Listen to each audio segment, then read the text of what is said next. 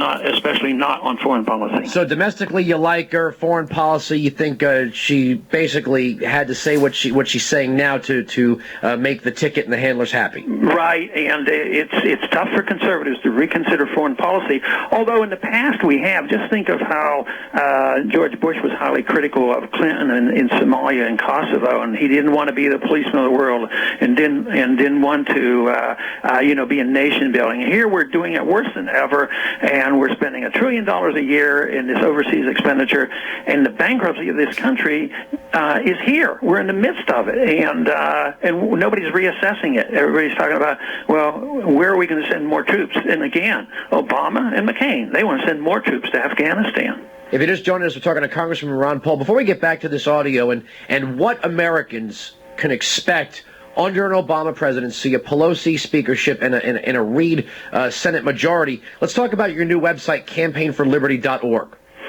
Yes, that is a follow-up from our campaign. We were in the presidential campaign for over a year, and there was a lot of enthusiasm, probably a little more than I had anticipated, but I was delighted with it, especially with the young people.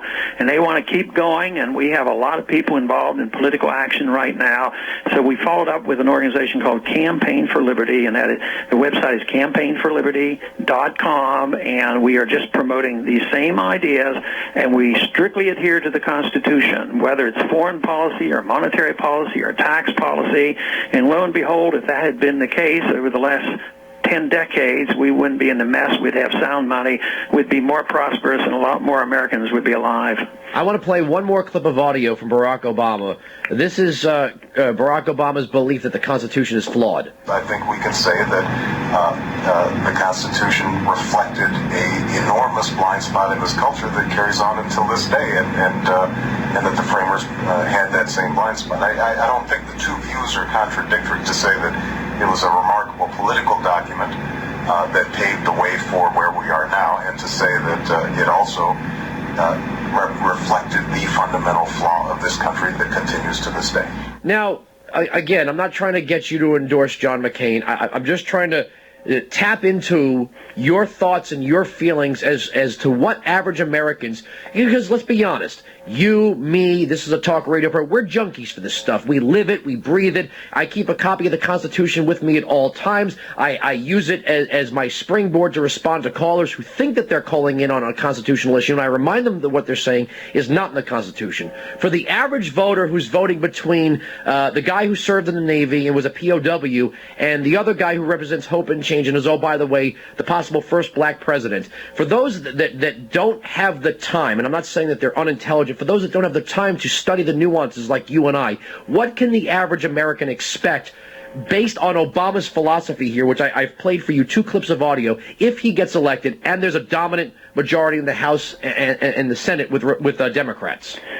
Well, I think they'll have a free rein, although I don't have high expectations for McCain. That might be one of the strongest arguments for electing McCain, is that you don't want a domination of the entire government, the executive branch as well as the Senate and the House supporting these views, because they would have free rein. A little bit of gridlock under these circumstances couldn't hurt us. But unfortunately, I think that the movement of this country, which has pushed both our major parties in one direction, that is bigger government, more spending, more debt, and unfortunately, we as Republicans didn't do a very good job, and these playbacks of Obama certainly indicate that he has an entirely different understanding of the Constitution, and he resents it when the Constitution is strictly limiting the power of government. That's the whole purpose of the Constitution. Should that type of thing frighten average people who may not give much day-to-day thought about the U.S. Constitution, about the role of government in their lives, that when you have a presidential candidate who bemoans the limits of his power over our individual lives. I mean, now you're talking, that's the kind of thing you could talk to the average person on the street. And most people don't, when you start to get into, capital gains tax and the Laffer curve and this stuff, that's a lot of, how does that affect me? But when you talk about saying, hey, the presidential candidate, the guy who might win, is actually upset that there are limits on his power.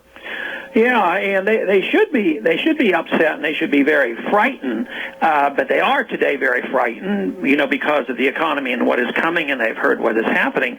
But what needs to be done is a direct relationship made between their concerns about the future of our economy and the fact that we have not followed our Constitution, and the whole idea that we should even follow it less or change the Constitution and throw it out. That really should frighten us. But so we need to tie the two together. We don't have sound money. I'm always talking about the need for sound money and the Constitution. Well, the Constitution says we should have sound money and no central bank, no Federal Reserve.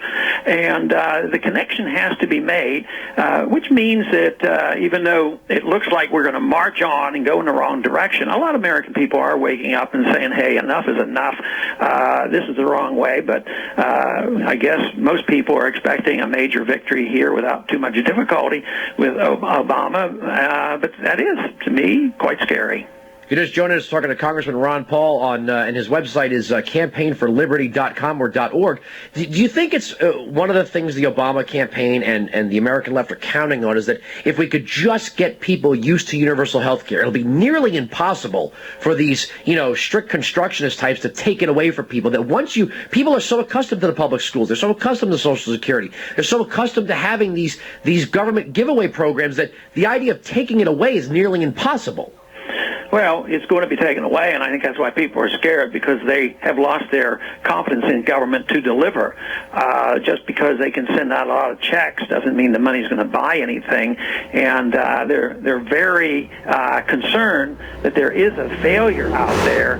But there is a significant number who haven't paid much attention, and they demand, they say, you're to take care of me, I have these rights, I want free education, free medical care, free housing, and you give me a job, and never asking the question where it comes from. So it's getting awfully close to a climactic end, because this system will not prevail. There has to be a new system. We cannot maintain the status quo of the last several decades, because we are now bankrupt. Something has to happen to the financial system, and in the meantime, we're going to have a lot of Americans who are going to be a lot poorer than they've been in the past. And to me, it's tragic, because it all could have been prevented by us being strict constitutionalists and only doing those things which are explicitly given us the authority to do in the Constitution. All right, one last thing before we let you go, and I know you're busy, and I want to plug